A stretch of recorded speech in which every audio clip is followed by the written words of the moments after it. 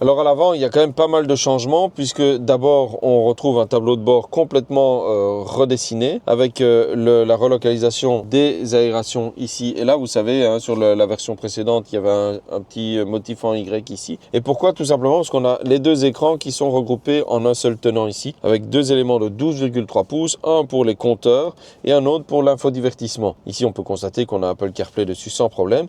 Et surtout, ce que ça implique, ça veut dire que désormais, les commandes de la climatisation ne sont plus avec des boutons ici, ils redescendent là en dessous avec un module tactile ici, mais quand même bien fait. Autre bonne nouvelle, contrairement aux nouveaux modèles de Kia, qui ont eux aussi une seule dalle, on n'a pas le petit écran de 5,3 pouces intermédiaire ici avec le module de la climatisation. C'est une très bonne chose parce que sinon, comme sur tous les autres modèles, on ne le verrait pas. Dernier changement par rapport à la version précédente, c'est le dessin du volant qui devient à deux branches. Dans la finition GT Line, donc avec des couleurs contrastées, vous le voyez, hein, le blanc avec le noir, et on a quelques éléments sur les sièges qui contrastent également. Ça, c'est la finition haute.